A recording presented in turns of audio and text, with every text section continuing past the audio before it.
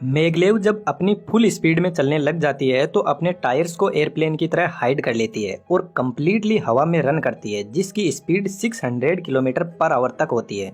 Normal trains के अंदर friction एक बहुत बड़ा रीजन होता है मेंटेनेंस का, लेकिन इस ट्रेन में ऐसा कुछ भी नहीं है। सबसे पहले परमानेंट मैग्नेट आती है, इसके बाद में इलेक्ट्रोमैग्नेट और इन सबसे ऊपर सुपर कंडक्टिंग मैग्नेट जो बहुत ज्यादा पावरफुल होती है, और इसी मैग्नेट का यूज यह मैगलेव ट्रेन करती है। जापान के इंजीनियरों ने यह ट्रेन 1997 में बना ली थी और आज कुछ कंट्री और भी है जो इनको यूज कर रहे हैं। इस मैग्नेटिक ट्रेन को सक्सेसफुली ऑपरेट करने की 3 रिक्वायरमेंट होती है। फर्स्ट, प्रोपेल मींस ट्रेन को आगे कैसे बढ़ाया जाए। सेकंड, लेविटेशन, जब ट्रेन 600 किलोमीटर पर आवर की स्पीड में चलती है तो मैकेनिकल कांटेक्ट फ्रिक्शन का बड़ा रीजन बनता है, जिसकी वजह से आग लग सकती है। तो ट्रेन को सरफेस से हवा में लेकर आना मैग्नेट की हेल्प से, उसी को मैग्नेटिक लेविटेशन बोलते हैं। 3, गाइडेंस, सक्सेसफुल लेविटेशन के बाद में ट्रेन को एक पाथ पर गाइड करना।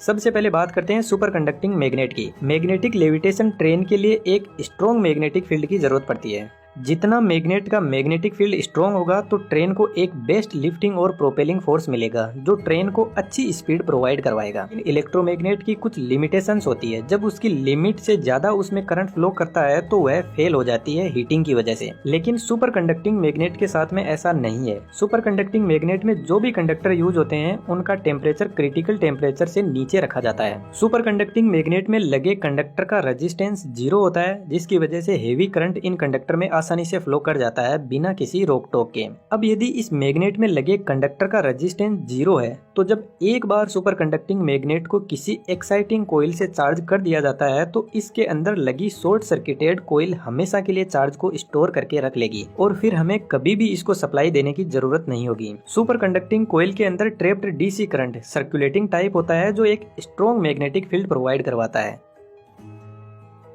इस डीसी करंट की वैल्यू बहुत ज्यादा हाई होती है, ऑलमोस्ट 700 किलो एम्पियर का करंट इसमें फ्लो करता है। और यह करंट कितना ज्यादा स्ट्रॉन्ग है इसका अंदाजा आप इस बात से लगा सकते हो कि 0.5 एम्पियर का करंट एक इंसान की जान ले सकता है। और यही रीजन है कि सुपर कंडक्टिंग मैग्नेट बहुत ज्यादा पावरफुल और एफिशिएंट इलेक्ट्रोमैग्नेट होती है। अब इतना ज्यादा heavy current super conducting magnet के कंडक्टर से फ्लो होगा तो जनरल सी बात है बहुत ज्यादा हीटिंग होगी, इसलिए सुपर कंडक्टिंग स्टेज में इसको रखने के लिए इसको कूलिंग प्रोवाइड करवाई जाती है और एज ए कूलेंट इसमें लिक्विड हीलियम रेफ्रिजरेंट यूज किया जाता है। जब लिक्विड हीलियम कंडक्टर की हीट को लेकर बाहर निकलती है तो कंडक्टर की हीट से यह इवेपोरेट हो जाती है, तो हमें इसको वापस लिक्विड में बदलने के लिए हीलियम कंप्रेसर को यूज किया जाता है।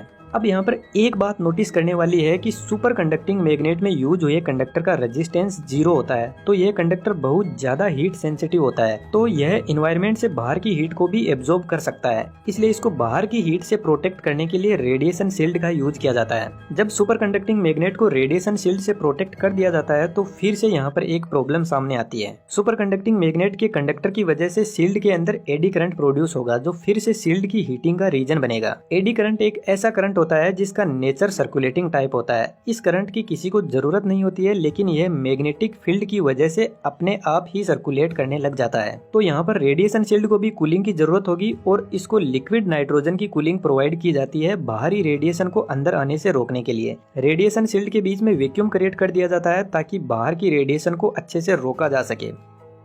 इसी तरीके से एक सुपर कंडक्टिंग मैग्नेट बनकर तैयार होती है और वह अपनी सुपर कंडक्टिंग स्टेज में एक्सीलेंट मैग्नेटिक फील्ड प्रोवाइड करवाती है। और ऐसी ही 4 मैग्नेट के सेट को लेकर एक प्रोटेक्टिव शील्ड इनके लिए तैयार कर दी जाती है और इन 4 मैग्नेट के लिए एक कूलिंग सिस्टम हमने यूज किया है। इस तरीके से सुपर कंडक्टिंग मैग्नेट की एक पूरी यूनिट तैयार होती है और ऐसी बहुत सारी यूनिट ट्रेन के अंदर सेट की जाती है दोनों साइडों में। यहाँ पर आपने नोटिस किया हो तो सुपर कंडक्टिंग मैग्नेट को तो इलेक्ट्रिसिटी की जरूरत नहीं होती है, लेकिन जो कूलिंग के लिए प्रोपेलेंट हमने प्रोवाइड किया है उसको हाई इलेक्ट्रिसिटी की जरूरत होती है। अब सुपर कंडक्टिंग मैग्नेट ट्रेन में सेट करने के बाद में हमें सबसे पहले जरूरत है ट्रेन को आगे बढ़ाना, यानी प्रोपेलिंग। यह कैसे अचीव किया जाए? इसके लिए नॉर्मल इलेक्ट्रोमैग्नेट जो अपन ने इस वीडियो में बात की थी वैसी ही मैग्नेट यहाँ पर यूज में ली जाती है और बहुत सारी मैग्नेट को सीरीज में लगाकर एक स्ट्रिंग बनाई जाती है। यह इलेक्ट्रोमैग्नेट ट्रेन को आगे बढ़ाने के लिए रिस्पॉन्सिबल होती है, इसलिए इनको प्रोपेलिंग कोइल्स भी बोलते हैं, जो बहुत ही इंटरेस्टिंग वे में ट्रेन को आगे बढ़ाती है। प्रोपेलिंग कोइल्स में इस तरीके से पावर सप्लाई की जाती है कि यदि एक कोइल नॉर्थ पोल का काम कर रही है तो पास वाली साउथ का काम करेगी। इस तरीके से alternate power supply in magnet को दी जाती है, जैसा कि आप यहाँ पर देख सकते हो।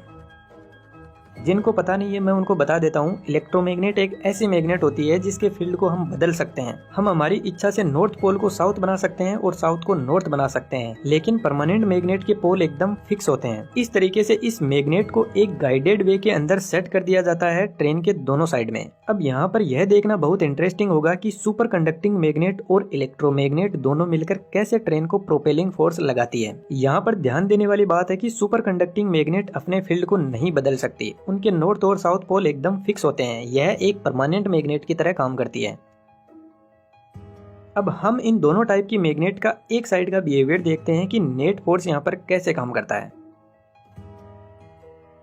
इन सभी मैग्नेट पर लगने वाला फोर्स को आप यहाँ पर देख सकते हो, और यदि इस नेट फोर्स को हम कैलकुलेट करेंगे तो यह नेट फोर्स ट्रेन पर आगे की तरफ लगेगा। जैसे कि यह दोनों नॉर्थ पोल एक दूसरे को रिपेल करेंगे, इधर से यह वाला साउथ पोल इस नॉर्थ पोल को अट्रैक्ट करेगा, तो इस तरीके से ट्रेन पर लगने वाला फोर्स आगे की तरफ लग रहा है। इसी तरीके से इन सभी मैग्नेट का नेट फोर्स आगे की तरफ लग रहा है। जैसे ही ट्रेन नेक्स्ट पोजीशन पर पहुंचती है तो प्रोपेलिंग कोइल्स की पोलैरिटी बदल दी जाती है और फिर से नेट फोर्स आगे की तरफ लगेगा, और इस तरीके से प्रोपेलिंग कोइल्स की स्विचिंग से ट्रेन आगे की तरफ बढ़ती है, और इस स्विचिंग स्पीड से ही ट्रेन स्पीड को कंट्रोल किया जाता है। हमने प्रोपेलिंग को सक्सेसफुली अचीव कर लिया है। अब बात आती है मैग्नेटिक लेविटेशन की, कि किस तरीके से मैग्लेव को हवा में लिफ्ट किया जाए। ये 8 शेप वाले कोइल्स का यूज किया जाता है जिनके अंदर कोई पावर नहीं दी जाती है। यह एक तरीके से जनरेटर में जो वाइंडिंग लगी रहती है उसी तरीके से काम करती है। यह 8 शेप वाली कोइल बस एक वायर होता है और कुछ नहीं, जिसके अंदर कोई भी सप्लाई नहीं लगी रहती है। फिर यहाँ पर सोचने वाली बात है कि यह कैसे ट्रेन को लिफ्ट करेगी।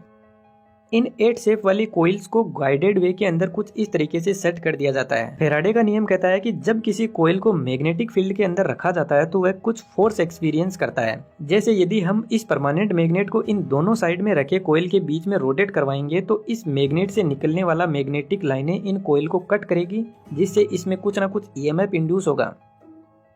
चलो इस कंसेप्ट को अपन मैग्लेव पर अप्लाई करके देखते हैं। ट्रेन के दोनों साइडों में रखी सुपर कंडक्टिंग मैग्नेट के बिहेवियर को यदि हम देखें तो यह दोनों मैग्नेट मिलकर एक बड़ी मैग्नेट की तरह काम करती है। एग्जाम्पल के तौर पर इसको थोड़ा सिंपल करने के लिए हम इन दोनों सुपर कंडक्टिंग मैग्नेट को एक कुछ इस टाइप की परमानेंट मैग्नेट समझ लेते हैं। जब यह मैग्नेट आगे की तरफ ट्रेवल करेगी तो मैग्नेट की मैग्नेटिक लाइन साइड में लगी 8 शेप वाले कोइल्स को कट करेगी। फैराडे के लॉ के अकॉर्डिंग इन 8 शेप वाली कोइल्स के दोनों लूप के अंदर ईएमएफ इंड्यूस करेगा, जो दोनों लूप के अंदर ऑपोजिट डायरेक्शन में होगा।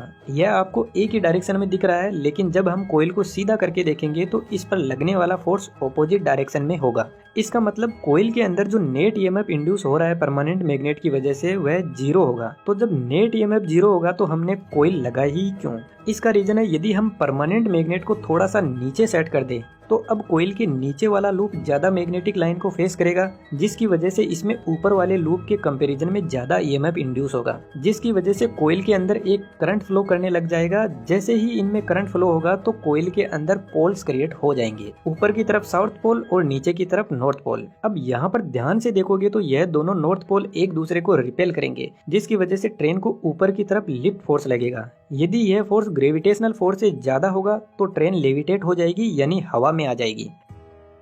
जैसे ही ट्रेन लेविटेट होगी तो कोइल पर लगने वाला फोर्स कम हो जाएगा और मैग्नेट बैलेंस हो जाएगी। अब यहाँ पर एक प्रॉब्लम फिर से क्रिएट हो जाती है।